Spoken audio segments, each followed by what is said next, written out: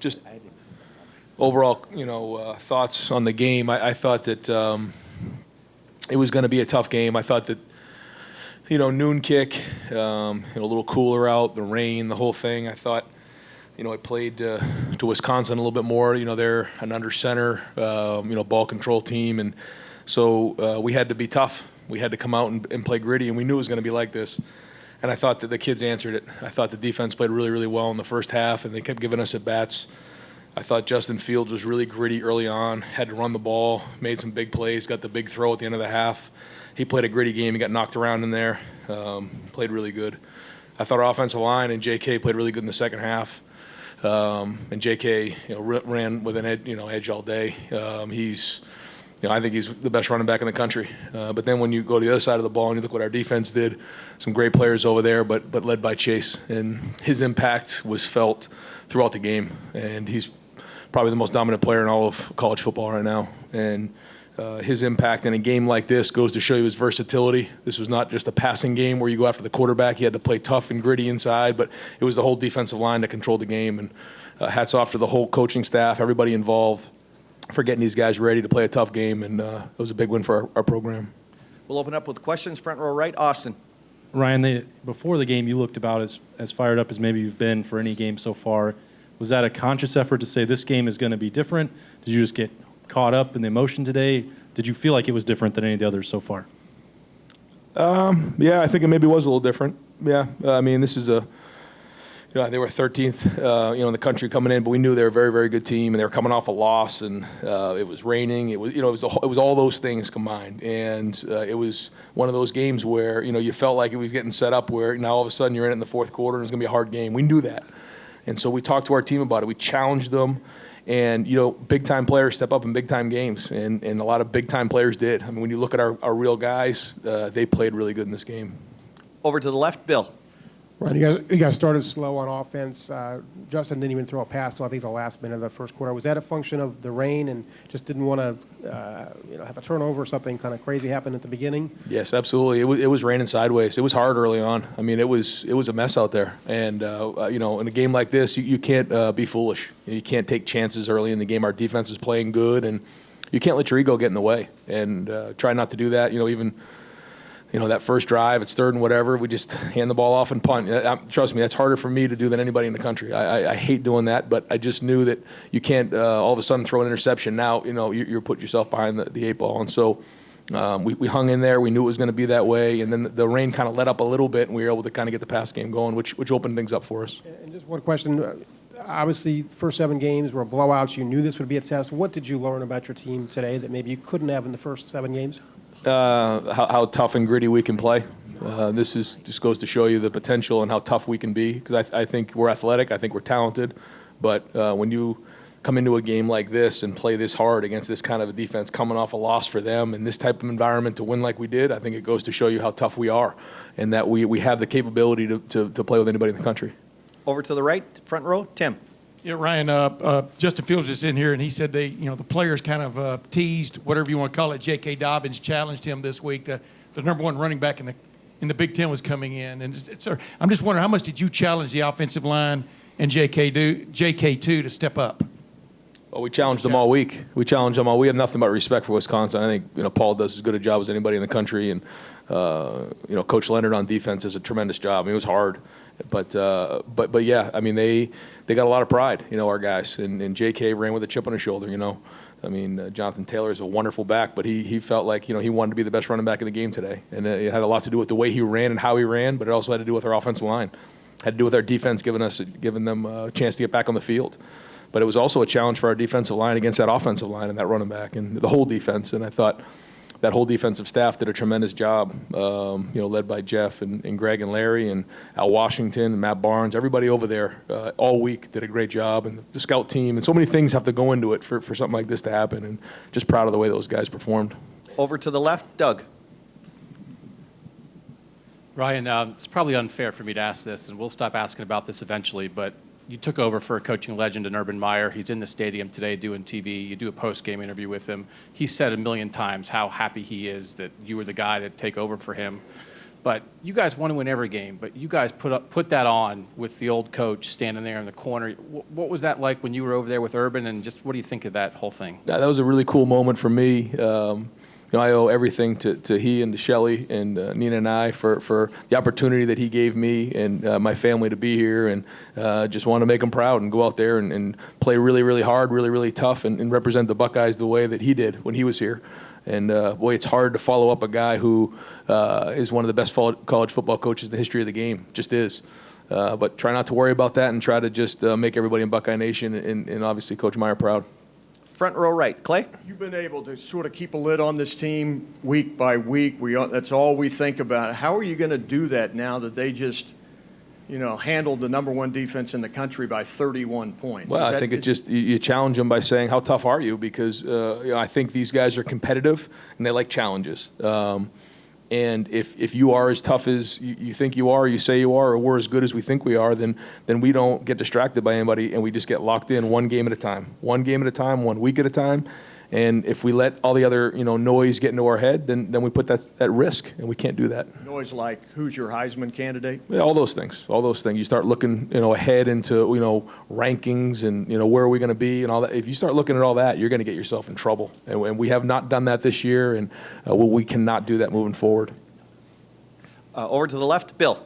Ryan, all the years you've been coaching football, multiple levels, how would you evaluate the way that Chase gets off the ball, just that one element of his game? Yeah, the best I've been around. I mean, I got a chance to see Nick Bosa last year, and I coached in the NFL and saw some really good players in different times, but he's as good as I've been around, again, because he's so versatile. I mean, this is a game that was set up for him, to kind of get eaten up with multiple surfaces and, multiple tight ends. You kind of get lost in the running game. He dominated, and I think it goes to show you how tough he is. His leadership's been off the chart. His energy, he's the one that's driving and pushing those guys up front, and can't say enough good things about him. Over to the right, second row, Dom. Ryan, obviously it was a very physical football game today. You guys will be entering your second bye. Do you like it coming now, or would you rather keep playing? And when you do come back November, what does November mean to you guys?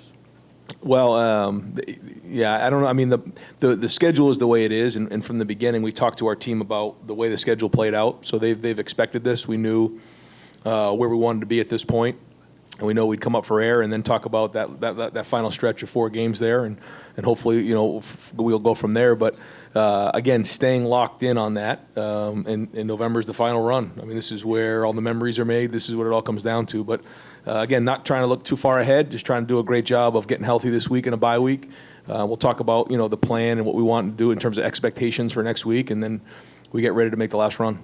Over to the left, second row, Rob. Ryan, when you challenge a guy, you've got to know what buttons to push, that whole thing. With J.K., how have you done that? How has Tony done that? And have you been really pleased with how it's gone? J.K. is the type of guy where if you tell him something, you can scream and yell at him if you want, or you can say it just like this. He's going to do the same thing. He's that kind of a character kid. And has it always been perfect for J.K.? No, but as he's got into this 3rd year, and now you're a veteran on the team, and you understand how things work, and you understand the consequences of each game, and the discipline it takes to prepare yourself to play each week, taking care of your body, preparing, ball security, things like that. Again, I think he's the best running back in the country. When you see him run at the second level, when you see him run with his pads down, taking care of the football, out of the backfield, he's very versatile in everything he can do, and he's running with an edge. And so, again, when you combine that with our offensive line, I think that's why you're seeing special things out of them.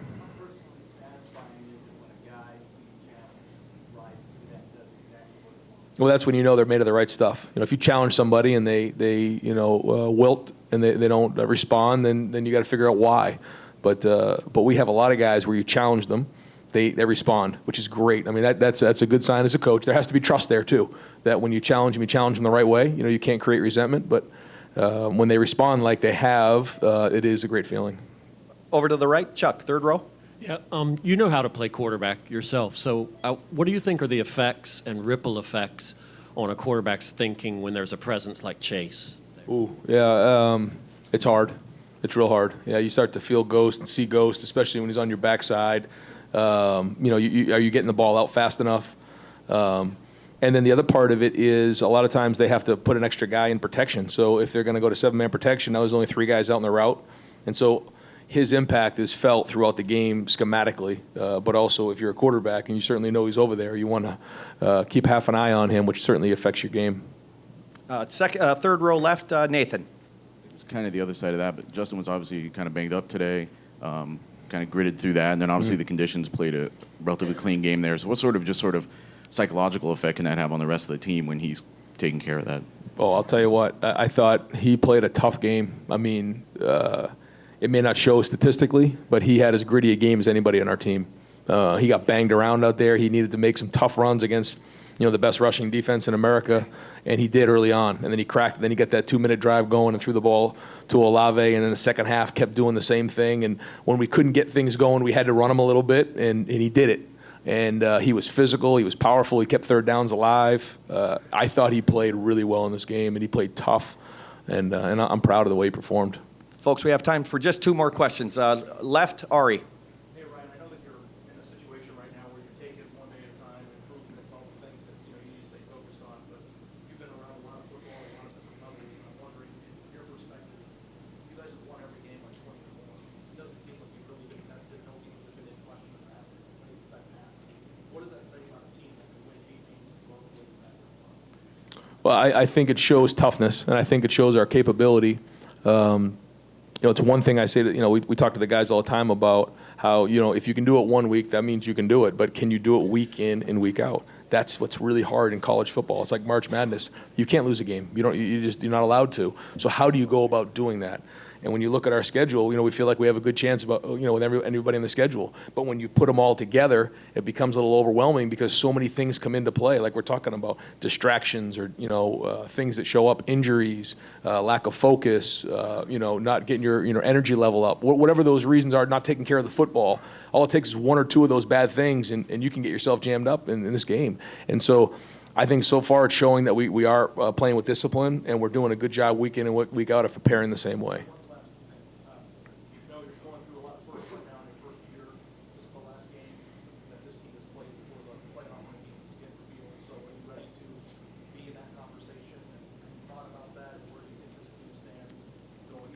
Yeah, I haven't thought much about it. I'm going to sleep good tonight. And this was a tough week for everybody. There was a lot that went into it, and so I'm going to go home and enjoy this, and then we'll come up for air. But we all know all that matters is what happens at the end of the year. And so you can say what you want about rankings, but that doesn't matter if you don't keep winning. And if we keep winning, we're going to be where we need to be. And final question, back row left, Teddy.